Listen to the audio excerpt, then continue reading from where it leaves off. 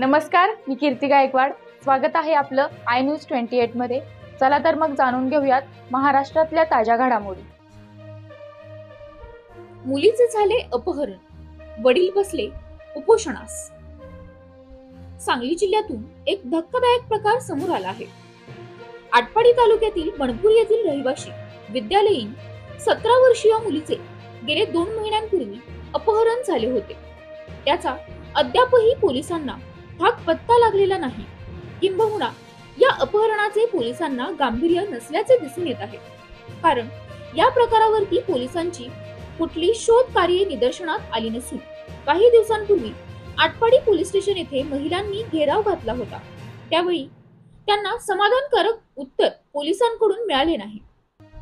तसेच गेले 5 दिवसांपूर्वी अपहरण झालेल्या मुलीचे वडील पोलीस स्टेशन बाहेर उपोषणास बसले आहेत। या उपोषणाचे पोलिसांना किंवा त्या परिसरातील मातब्बर नेते मंडळींना गांभीर्य नसल्याचे दिसत आहे। पोलीस चालढकलीची भूमिका घेत वेळ मारून नेत आहेत।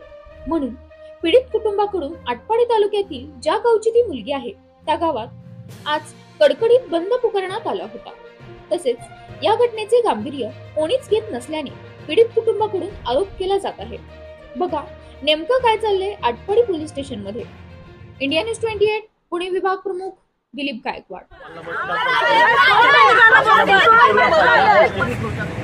माझी 4-5 मुलं तर घरी आहेत। या बिचाऱ्याला काय झालं तर मी कुणाकडे बघणार एवढं मला बाकी काही सुद्धा नको।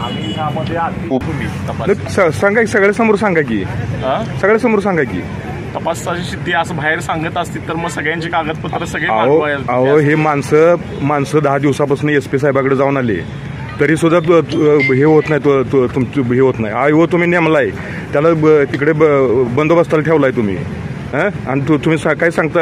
आरोपीचा शोध घ्यायला सध्या आम्ही पथके रवाना केलेत। आरोपीला कधी पथके रवाना केली तुम्ही? मला ते सांगतोय कधी पथके रवाना केली? आम्ही ज्या टायमाला परवा दिवशी ही लोक हे द्यायला गेले होते, निवेदन द्यायला गेले होते, त्या टायमाला असल्याशिवाय उगाच कुठे अहो तुमचं आय ओ इथं बंदोबस्तामध्ये आहे आणि तुम्ही आता माणसाला सांगताय की हे आहे ते आहे म्हणून।